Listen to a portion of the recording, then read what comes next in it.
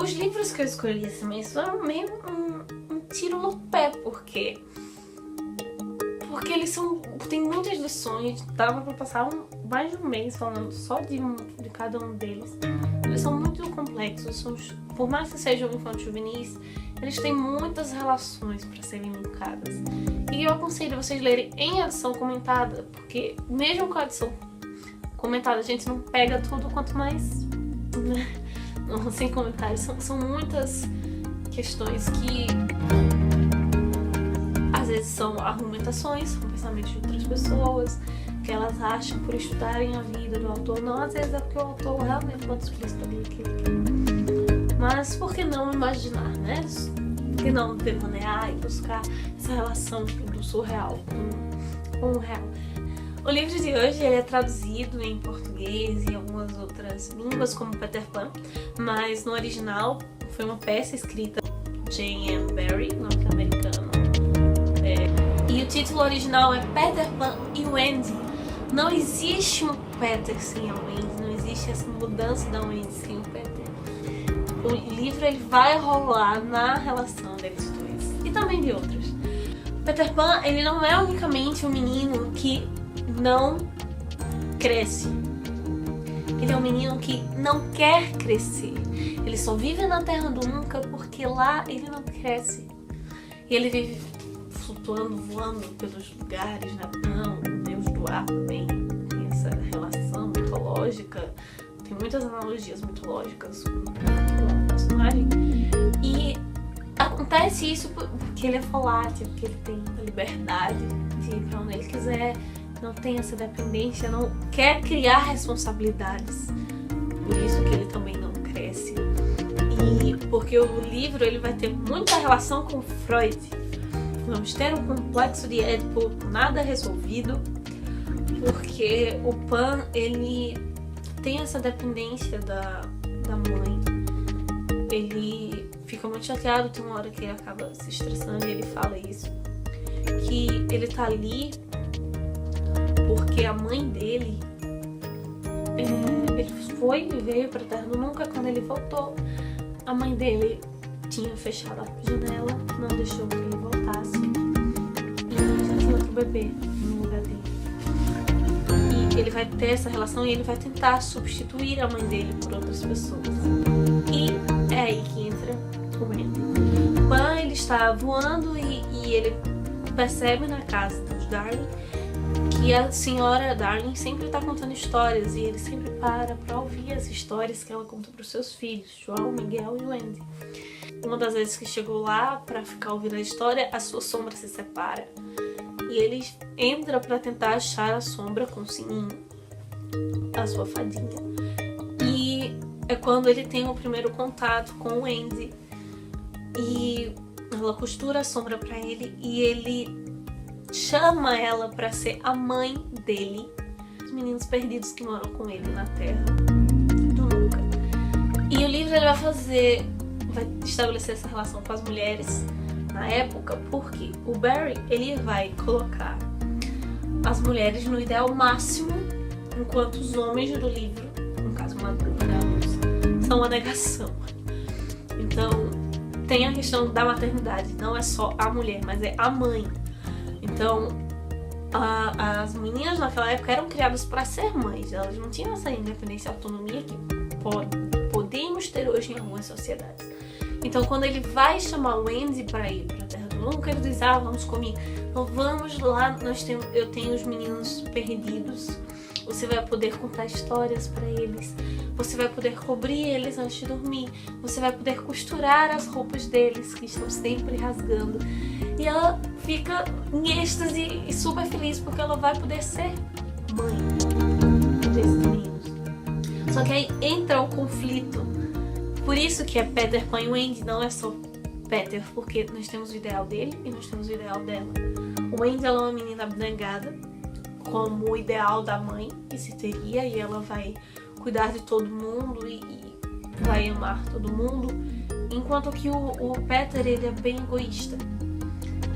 No filme da Disney, o desenho não, mas o filme, você percebe mais isso. Ele é arrogante, ele é petulante. E é por isso que ele vai ter tanto conflito com o Capitão Gancho. Porque o Capitão Gancho, ele é o ápice da etiqueta e da boa educação. E o foco da vida dele é fazer com que o Peter Pan tenha um ato de má educação. E por isso ele vai ser arrogante, ele se acha o maravilhoso. E isso incomoda o Andy e isso também vai fazer com que o Capitão alimente isso pra ele, para que ele tenha um ato de má educação. Então, nessa noite que ele vai pegar a sua sombra e o Andy costura a sombra pra ele, ele leva o Andy e os dois irmãos, João e Miguel, pra Terra do Nunca.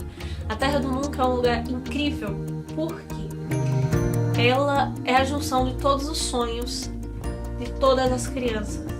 Então, tem um lugar lá que tem o lobo da Wendy e algumas coisas que ele imaginava, um campo, um rio, que o Miguel e que o João... E tem um pedaço da imaginação de cada criança naquele lugar.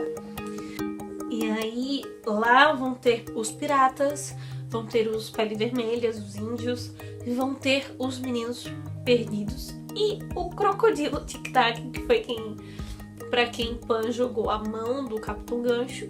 E ele vivia atrás do Capitão Gancho porque o livro diz de uma forma muito engraçada, muito sarcástica. É muito delicioso, a escrita é muito deliciosa. Ele vai dizer que o Tic-Tac ele vive atrás do gancho porque ele não se contentou com a mão e era uma carne muito gostosa, ele queria o resto. São partes muito cômicas e que ficam no imaginário e você ri muito. Que, por exemplo, tem um momento que os piratas estão perseguindo os meninos perdidos e os Pele Vermelhas estão perseguindo os piratas e fica um ciclo e fica um atrás do outro rodando na floresta e o Tic-Tac atrás também, atrás do Capitão Gancho. Tem as sereias, aquela parte das sereias com a Wendy que tem no filme.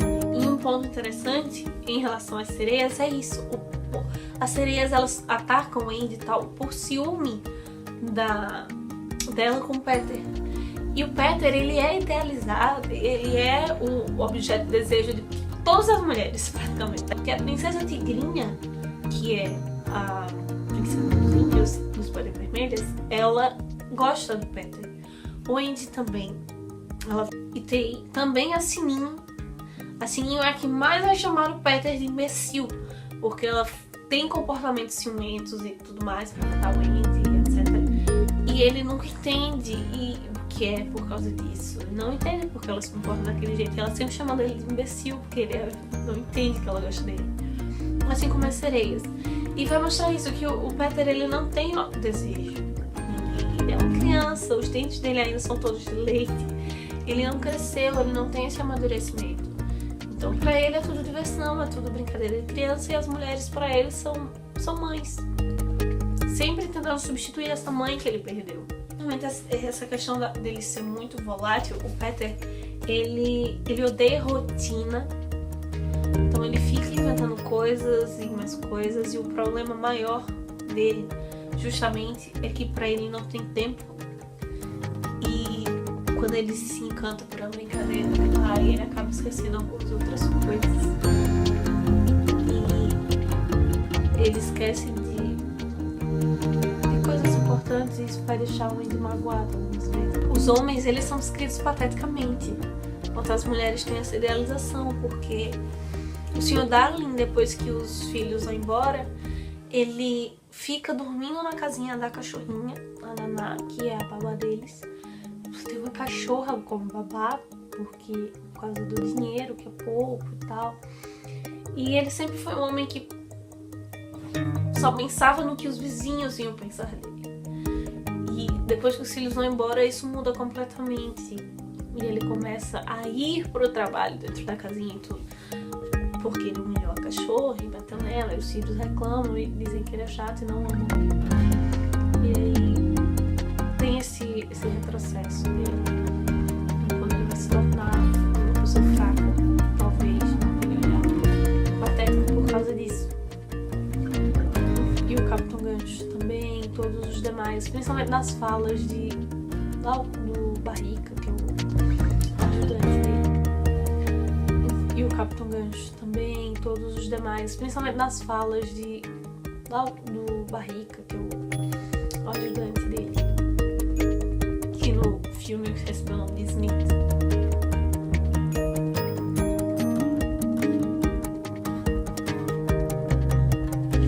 E aí, Wendy,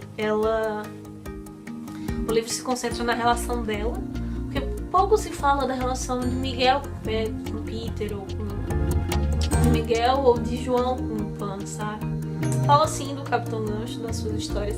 Ele trata nessa educação, quando ele rapta os meninos, pra tentar, né, achar o Pan, ele trata o Wendy como uma dama, ele é super educado e tal.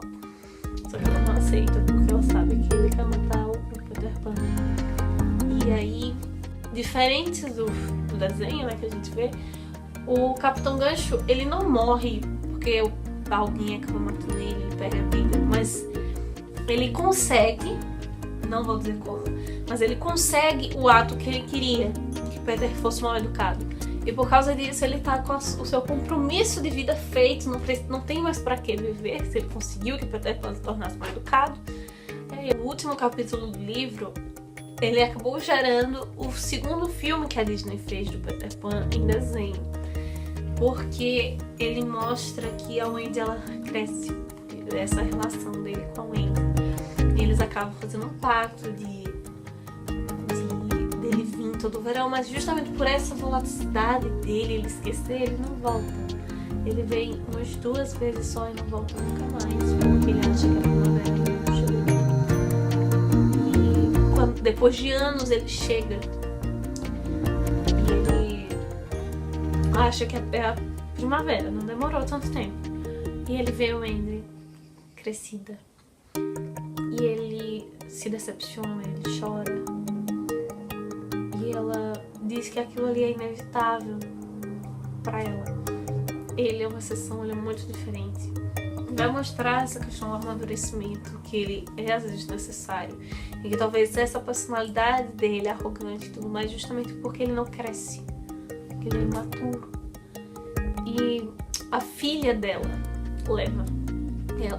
Ela diz, não, aqui minha filha e tal. E como ele acaba esquecendo, ele leva a filha dela.